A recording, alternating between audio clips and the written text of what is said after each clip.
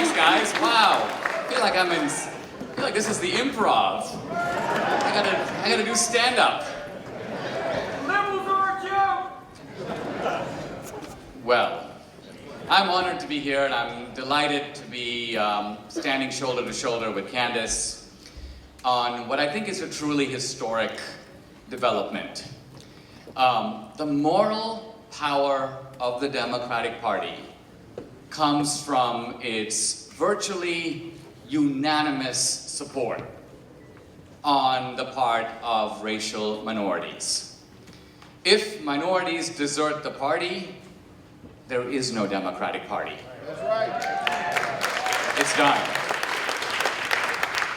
So the heresy that Candace is a part of, that you're a part of, is the heresy of breaking this kind of monopoly that the Democrats claim not only on the allegiance of voters, but on truth itself. On truth itself. Now we've heard a lot since Trump about fake news.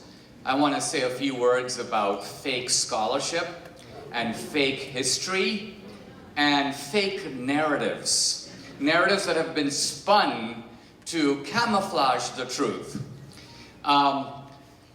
Notice these activists who have been running around the South knocking down Confederate statues. And I'm going to begin right in the teeth of controversy and try to ask, what is the meaning of what they're doing? What are they trying to show by doing that? What they're really trying to show is that the crime of slavery was a crime not of the Democratic Party, but of the South. That's the reason for it, because very often when they knock down a Confederate statue, it's not even Robert E. Lee. It's some Confederate soldier who was a dirt poor farmer, a laborer, drafted into a cause that he knew nothing about. He didn't own a single slave. So something else is going on, and what's going on is the fact that they're trying to hide the fact that while the secession debate was between the North and the South, the slavery debate was between a pro-slavery Democratic Party in the North and the South and an anti-slavery Republican Party.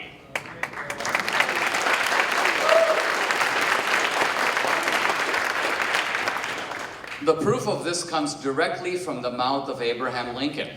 Because when Lincoln identified what he called the 4 bad guys of slavery, the 4 leading champions of slavery in the country, the 4 horsemen of the apocalypse, he names them. Roger Taney, who wrote the Dred Scott decision. Now, Roger Taney was from Maryland, and yet Lincoln counts him as a Southerner. And then there's Franklin Pierce, the former president, from New Hampshire, Northern Democrat. And James Buchanan, the sitting president, from Pennsylvania, Northern Democrat. And Stephen Douglas, Lincoln's own antagonist, from Illinois, Northern Democrat. So 3 of the 4 that Lincoln thought were the pillars upholding slavery in the United States, Northern Democrats. And yet their statues are untouched. No one pulls those statues down. Typically when I talk about the Democratic Party's role in slavery on a campus, some professor will stand up and say, Dinesh, this is typically like a professor of Romance languages at Bowdoin College. He goes, Dinesh, your talk is very simplistic. You're pointing the finger of blame in one direction, whereas in fact, there's plenty of blame to go around. Both parties are complicit. Now, it's really important when you hear stuff like this to have the equipment, to have the knowledge to crush it. Because see, while people are entitled to their own opinions, they're not entitled to their own facts. And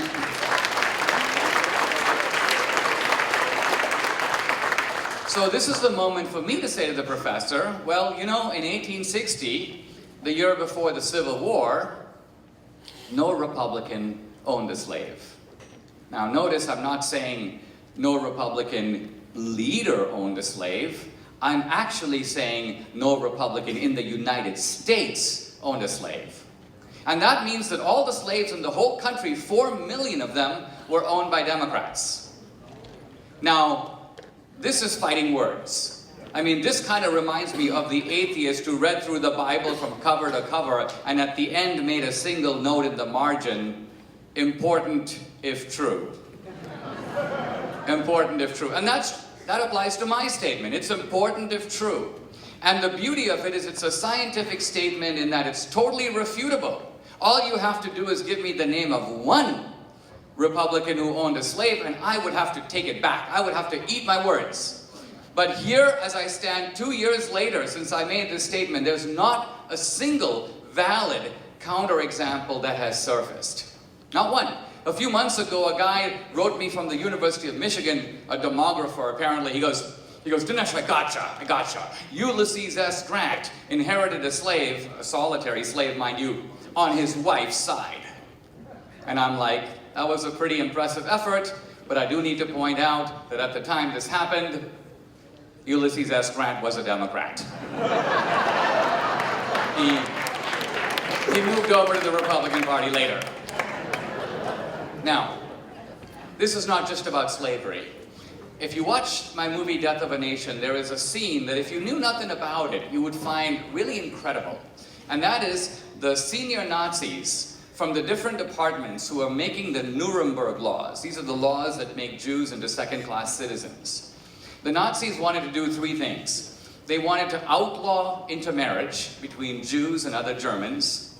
They wanted to segregate Jews into ghettos. And they wanted to confiscate Jewish property through state-sponsored segregation. The Nazis are sitting around the table in the scene from the movie, and they say, "We are creating the world's first racist society," and they're very proud of it. And then one of the Nazis kind of raises his hand and he goes, "Actually, I studied in the United States. We are not creating the world's first racist society because the Democratic Party in America has already done that." And the Nazis are like, "Whoa." And the guy goes, you want to outlaw miscegenation? They already do in the Jim Crow South. You want state-sponsored segregation? They got it. And he names the Democratic Party, and for an American student, this is a little bit of a surprise because, why? Because we are not told in our textbooks that every segregation law from the 1880s to the 1950s was passed by a Democratic legislature, signed by a Democratic governor, enforced by Democratic officials, and there is no exception to this rule. The Nazis knew it, but our students don't. So, segregation was from start to finish a Democratic Party machination. In fact, it was aimed at consolidating the Democratic hold on the South. And when you have the Democrat up against the wall and you explain, wow, your party is not only the party of slavery, not only the party of segregation and Jim Crow, it's also the party of lynching, of racial terrorism, of founding, and then again reviving the Ku Klux Klan, of opposition to the Civil Rights Act and the Voting Rights Act. That opposition came mainly from the Democratic Party, and yet the Democratic Party has never admitted any of this. It's never apologized for it. It's never paid 1 penny in restitution for it. And when you bring all this up, the only comeback to this is, but yes, Dinesh, we all know that the parties switch sides. The big switch. The big switch. And the big switch is the linchpin of all this. Why? Because it gives the Democrats a get-out-of-jail-free card. It allows to take all the evil things they did, all the torture, all the murder, and pin it on the very people who are fighting to stop them all the way. So it's a kind of a work of genius if they can pull this off. And in order to pull it off, they have to show one simple thing. And that is that the racist Democrats, the so-called Dixiecrats, became Republicans. Now, I admit, if they could actually show a wave of Dixiecrats moving to the Republican Party, they could then legitimately argue, we might have been the bad guys then, but these are the bad guys now. And the beauty of talking about these kinds of subjects today on the campus is that we're in a position to check. I mean, I am actually being surrounded as we speak by 150 left-wing historians who are all collectively trying to refute me. And all I have going for my side, well, I think it was Winston Churchill who said something like, truth is a very incontrovertible thing. You can malign it, you can deride it, you can scorn it, you can deny it, but at the end of the day, there it is. There it is. And so,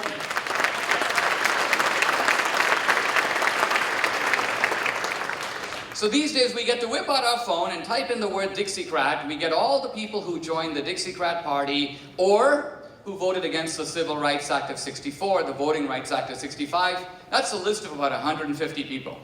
And in my movie, boom, I put them all up on the screen with their photos. And then we say, how many of those guys moved to the Republican Party? Let's count. In the House of Representatives, one guy. Albert Watson.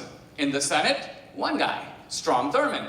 And all the other Dixiecrats lived and stayed and died in the Democratic Party, and there are buildings in Washington, D.C. right now named after them. So the big switch never happened. Never happened. Now,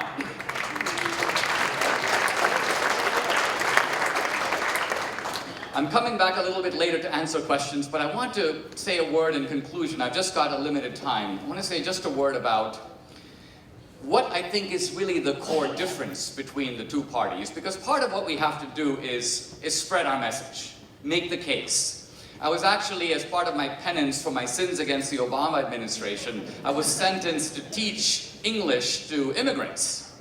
And one time, a woman in my class said to me, Dinesh, you know, you're into politics and all that. Can you tell me what's the difference between the two sides, the left and the right? How would you summarize it? And I realized I can't appeal to the American Constitution. She's never heard of it. I can't talk in the normal language of conservatism. I have to actually try to put this in the most basic way possible. And so I said this. I said, basically, as I see it in America, there are two sides, two parties. There is the party of the ladder, and there is the party of the rope.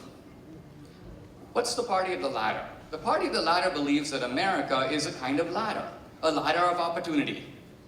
The government does have a job to hold the ladder.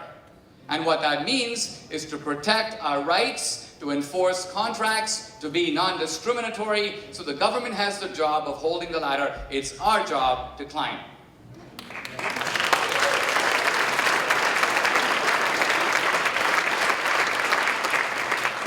Now, how far you get on the ladder is going to depend on you and your creativity and your hard work, and it's going to depend a little bit on luck.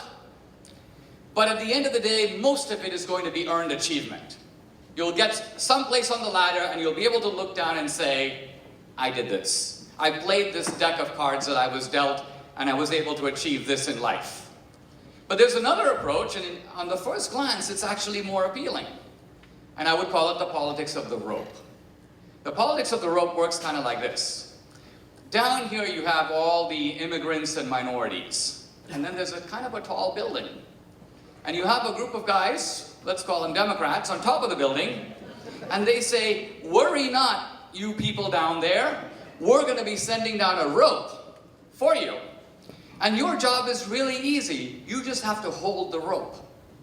So you can see on the first glance, it's kind of easy, right? Climbing a ladder requires climbing. Holding a rope just requires holding on. So you go, I'll go for the rope. But as you go for the rope, it suddenly begins to dawn on you, if you think about it, that you are very dependent on the people who are supposed to pull you up. In fact, if they let go, down you go. So not only do you have this dependency, but then you notice a second and even more dismaying fact. You notice that of all the other people who have gone for the rope before you, not a whole lot of them, maybe none, ever seem to get to the top. The Democrats appear to pull and then hold. They hold. And when they hold, you're kind of caught in the middle. You're in no man's land. You're too far from the ground to let go, because you might crash, and yet no one's pulling you up. You're stuck. And then it crosses your mind, maybe they like me that way. Maybe they want me stuck, because as long as I'm stuck, I'm totally dependent on them. Because in return for the meager crumbs that they're offering me, they want something that is free for me to give, but I don't have to give it. And that's my vote. And so their argument is,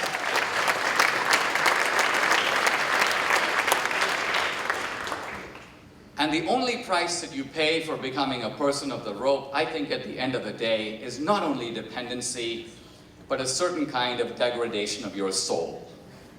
Because your achievements in life no longer depend on your efforts. You don't have that pride in saying, I did it. And I think that ultimately this is a very empowering, exhilarating message that we have to share. We've got to convince people that they should be people of the ladder, but not just preach to them. We've got to show them the ladders. We've got to show them that there are ladders, and in some cases we may even have to show them how to climb a ladder. But if we do that, then our side can't lose. The truth is on our side, and if we can combine that with a message of hope and prosperity, I think we will begin to see that day that I think Reagan, in a way, just dreamed about. A day in which all Americans are achieving the American dream. A day that Reagan called morning in America. Thank you very much.